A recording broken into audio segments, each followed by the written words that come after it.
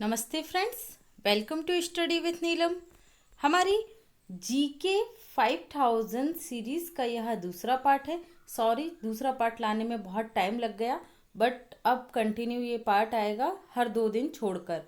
आज आ रहा है, अब परसों मतलब फ्राइडे को फिर आएगा ये पार्ट। ओके, तो 2 दिन छोड़कर आपको जो क्वेश्चन मिलेंगे जीके के, वो ऐसे क्वेश्चन हैं जो इम्पॉर्टेंट हैं, आपके कोई ना कोई एग्ज़ाम्स में आएंगे ही आएंगे।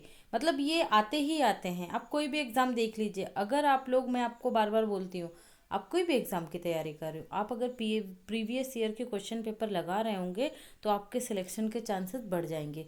तो प्लीज़ स्टूडेंट्स, इसे सीरियसली लीजिए और अपने सिलेक्शन को टाइम बाउंडिंग दीजिए। अभी खैर जो स्थिति है वो चलने दीजिए, लेकिन बाद के जो 1 साल होगा उसमें हमारे लिए अपॉर्चुनिटीज़ की कमी नहीं होगी।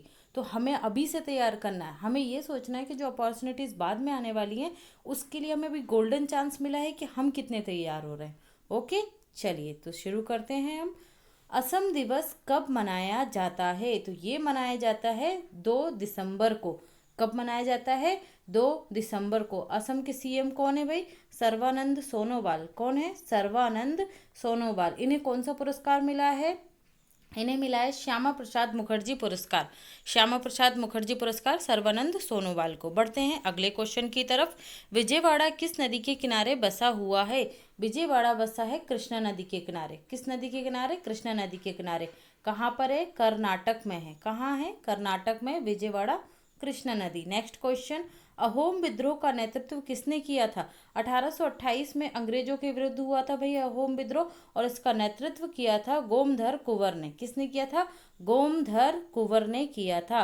और ये रानी गैडिनेल्यू कौन थी? ये नागालैंड की 13 वर्ष की रानी थी, है ना। इन्होंने भी अंग्रेजों के खिलाफ लड़ाई लड़ी थी। इनके नाम पर महिला शक्ति पुरस्कार दिया जाता है प्रतिवर्ष। कब? 8 मार्च को। 8 मार्च को ही क्यों? क्योंकि 8 मार्च को मनाते हैं अंतर्राष्ट्रीय महिला दिवस। ओके फ्रेंड्स, बढ़ते हैं अगले क्वेश्चन की तरफ। बोरा की गुफाएं निम्न में से किस राज्य में स्थित हैं? ये स्थित है आंध्र प्रदेश में। किस राज्य में है बोरा की गुफाएं? बोरा caps, Andhra Pradesh. Next question, देश की पहली ट्रांसजेंडर यूनिवर्सिटी कहाँ स्थापित की जा रही है? ये स्थापित की जा रही है यूपी के कुशीनगर में। ट्रांसजेंडर आप लोग समझते हैं, एलजीबीटी जो समुदाय होते हैं उसके लोग। ओके, चलिए बढ़ते हैं अगले क्वेश्चन की तरफ। देश में जानवरों का पहला डीएनए बैंक कहाँ स्थापित किया गया है?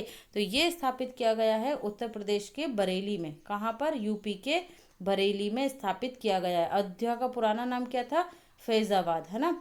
और लखनऊ किसकी कॉन्स्टिट्यूंसी है? लोकसभा क्षेत्र किसका है? ये राजनाथ सिंह का है, याद रखिएगा। बढ़ते हैं अगले पॉइंट की तरफ।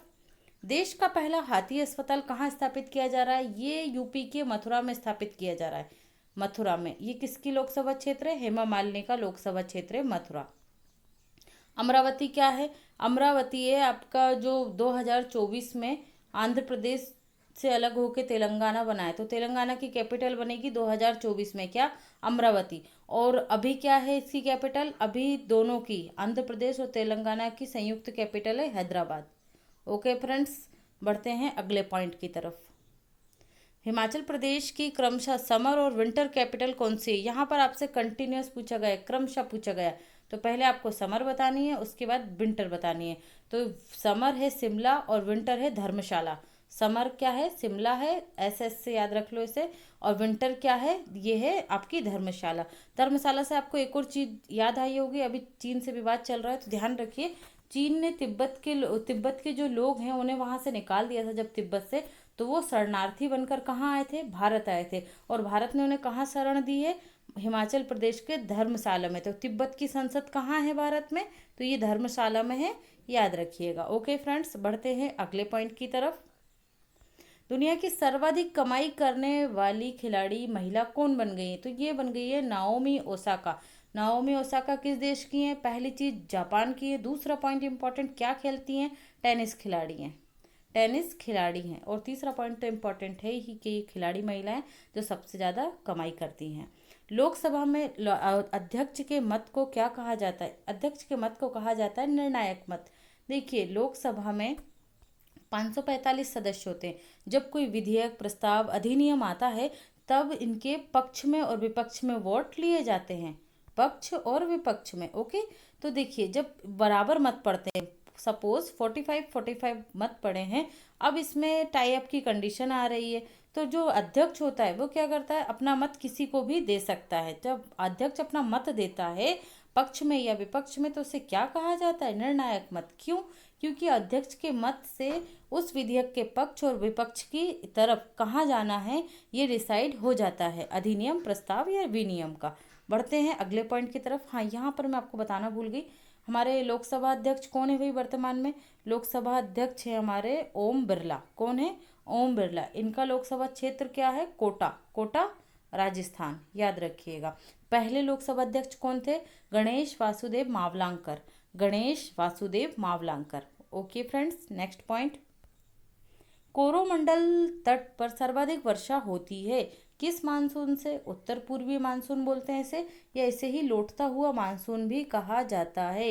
कोरोमंडल तट किस राज्य के पूर्व में स्थित है? तो ये तमिलनाडु के पूर्व में स्थित है, याद रखिएगा, तमिलनाडु के पूर्व में स्थित है। चलिए बढ़ते हैं नेक्स्ट पॉइंट की तरफ।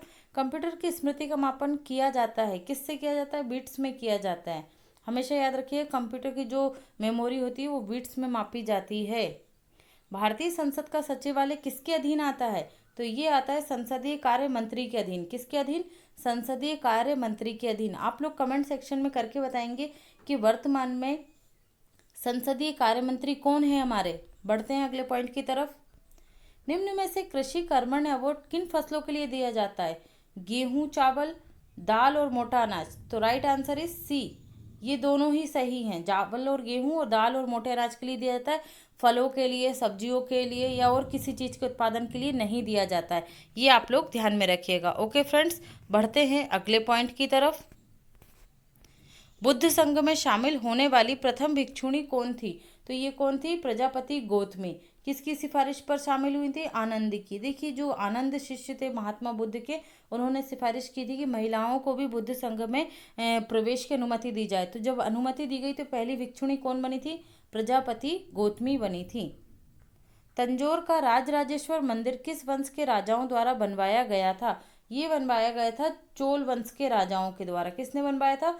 चोल वंश के राजाओं ने बनवाया था। इसी तरीके से एक और क्वेश्चन आता है आपका कि जो खजुराहो के मंदिर है उन्हीं किस वंश के राजाओं द्वारा बनवाया गया था? तो ये बनवाए गए थे किसके द्वारा? चंदेल वंश के द्वारा, चंदेल वंश के द्वारा, याद रखिएगा। Next point. उज्जैन का प्राचीन काल में क्या नाम था? उज्जैन का प्राचीन नाम काल में नाम था अवंतिका। क्या नाम था? अवंतिका। उज्जैन क्यों प्रसिद्ध है भाई?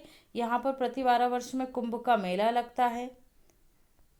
ओके, और पृथ्वी का केंद्र बिंदु भी इसे ही माना जाता है। धार्मिक आधार पर बता रही हूँ आपको, जो भौगोलिक आधार पे है वो नहीं है। ओके, नहीं तो आप लोग भौगोलिक आधार समझ लें इसको। चलिए, वह पाल शासक जिसने विक्रमशिला विश्वविद्यालय की स्थापना की थी? तो ये कौन ने की थी? धर्मपाल ने। धर्मपाल ने किसकी स्थापना की थी? विक्रमशिला विश्वविद्यालय की स्थापना की थी न। इससे जुड़ा हुआ एक और पॉइंट आपको याद आया होगा, योगा विश्वविद्यालय बन रहा है ना, योग यूनिवर्सिटी। कहाँ बन रही है भाई? योग यूनिवर्सिटी ये बन रही है Los Angeles, USA. Los Angeles, USA. अभी ही अमेरिका में ये पहली यूनिवर्सिटी होगी योग पर, जो भारत के बाहर होगी, है ना। भारत के बाहर इससे पहले विश्व में कोई योग यूनिवर्सिटी नहीं थी। अब होगी तो कहाँ होगी? यूएसए के लॉस एंजलिस में। क्लियर है फ्रेंड्स? बढ़ते हैं अगले पॉइंट की तरफ। वास्को डी गामा समुद्री मार्ग से भारत कब आया था? तो ये आया था 1498 ईस्वी में। कब आए थे? 1498 ईस्वी में। बेरोजगारों की सहायता के लिए रोजगार कार्यालय की स्थापना किस सुल्तान द्वारा की गई थी? तो ये की गई थी फिरोज शाह तुगलक द्वारा। किसने की थी? फिरोज शाह तुगलक ने की थी रोजगार कार्यालय की स्थापना। जहांगीर के दरबार में पक्षियों का सबसे बड़ा चित्रकार कौन था? तो ये मंसूर थे। मंसूर थे भाई, ये क्वेश्चन आ चुका है इसलिए ध्यान में रखिएगा। सबसे बड़े पशुओं के चित्रकार कौन थे? मंसूर थे। Next point. हर्ष के दरबार में ह्वेनसांग के रूप में, ह्वेनसांग को, ये रूप नहीं है, ये क्या होगा? दूत होगा। दूत के रूप में किसने भेजा था? ताई सुंग ने भेजा था। किसके दूत थे ये? ह्वेनसांग ताई सुंग के। देखिए ये क्वेश्चन बहुत आता है इसलिए ध्यान रखिएगा। हा से हर्ष, हा से ह्वेनसांग। जब सारे यात्री पूछे जाते हैं चाइना के और आप सब पढ़ चुके होते हैं तो आपको कन्फ्यूजन होने लगता है, तो कुछ चीज़ों को रटिए मत, उनको क्या है ट्रिक से याद करिए। तो हा से हर्ष, हा से ह्वेनसांग, और ये कहाँ से आए थे, तो शांग और सुंग। ठीक है, किसने भेजा था ना, ताई सुंग ने भेजा था। तो इस तरीके से याद रख लीजिएगा। बढ़ते हैं अगले पॉइंट की तरफ। फ्रेंड्स, वीडियो अगर पसंद आ रहा हो तो प्लीज़ लाइक ज़रूर कीजिएगा और मेरे चैनल को सब्सक्राइब कीजिए, और हो सके तो अपने जो फ्रेंड्स हैं उनके साथ इस वीडियो को शेयर कीजिएगा।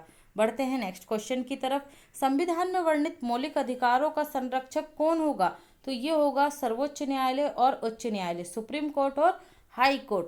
अब यहाँ पर सुप्रीम कोर्ट हाई कोर्टों की संख्या कितनी हो गई है देश में, 25 हो गई है। 25वां हाई कोर्ट कौन सा है, अमरावती हाई कोर्ट। कौन सा है, Amravati high court. Supreme court के चीफ जस्टिस कौन है अभी, बोबड़े, शरद अरविंद बोबड़े। ओके, तो ये याद रखिएगा। तो कौन करता है, देखिए, जब संसद या राज्य विधानमंडल द्वारा कोई ऐसा कानून पारित कर दिया जाए जो हमारे मौलिक अधिकारों को सीमित करता हो, मतलब जो मिले हैं उन्हें कम कर रहा हो या समाप्त कर रहा हो हमारे मौलिक अधिकारों को, तो सर्वोच्च न्यायालय और हाई कोर्ट क्या करेगा, उस कानून को शून्य घोषित कर देगा या समाप्त कर देगा। ओके, चलिए बढ़ते हैं अगले पॉइंट की तरफ। अनुशीलन समिति का गठन 1907 ईस्वी में किसने किया था, तो ये वरेंद्र घोष और भूपेंद्र दत्त ने किया था। ये उपेंद्र लिखा है तो इसे आप भूपेंद्र कर लीजिएगा, sorry this mistakes. Okay, Bhupendra Dutt और वरेंद्र घोष ने क्या की थी, अनुशीलन समिति की स्थापना कब की थी, 1907 में। ये क्रांतिकारी संगठन था, ध्यान रखिएगा।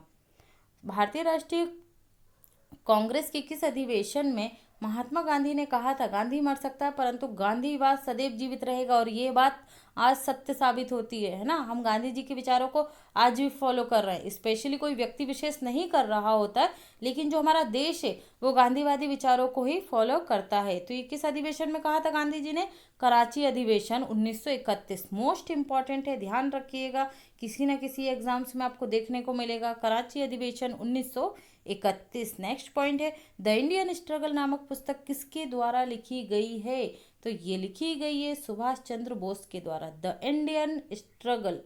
इंडियन स्ट्रगल पुस्तक के लेखक कौन है, सुभाष चंद्र बोस है। नेक्स्ट पॉइंट, किस मुगल बादशाह ने, बलवंत नहीं है, ये बलबन होगा। ओके, ये बलवंत नहीं है, बलबन द्वारा प्रारंभ किया गया दरबारी रिवाज सिजदा को क्या कर दिया था, सिजदा पर समाप्त कर दिया था। तो ये किसने कहा रहा था, शाहजहां द्वारा समाप्त किया गया था। क्या होता था भाई सिजदा में, सिजदा में ये होता था कि आपको अपने घुटनों के बल बैठकर सुल्तान के सामने जाना पड़ता था, है ना। जब आप जाते हो अभिवादन के रूप में क्या करना पड़ता था, घुटनों के बल बैठना पड़ता था। एक और प्रथा थी, उससे बोलते थे पेबोस। पेबोस में क्या करना पड़ता था, आपको सुल्तान के पैर पड़ना पड़ता था। ओके, बलबन क्या है, छोटी जाति से आता था, तो उसने इस तरीके के रीति रिवाज बना के रखे थे अपने दरबार में, ताकि उसके सामने कोई भी बड़ा से बड़ा आदमी आए तो वो घमंड अपना वहीं छोड़ कर आए, है ना। उसका घमंड बलबन के सामने चूर हो जाए, पैर चूमना और उसके सामने झुक कर बैठना। क्लियर है, चलिए अब आपको याद हो गया होगा, आई होप। सिसोदिया वंश के किस शासक ने मालवा के शासक को परास्त कर चित्तौड़ में कीर्ति स्तंभ की स्थापना की थी, सिसोदिया वंश के, तो ये की थी राणा कुंभा ने। किसने की थी, राणा कुंभा ने। ये क्वेश्चन भी बहुत आता है, याद रखिएगा। 1665 ईस्वी में शिवाजी ने किस मुगल सेना नायक के साथ, यहाँ आपसे सेनापति का पूछा जा रहा है इसलिए ध्यान रखिएगा, प्रसिद्ध पुरंदर की संधि पर सिर्फ हस्ताक्षर किए थे, है ना, हस्ताक्षर किए थे, तो वो सेना नायक थे जय सिंह।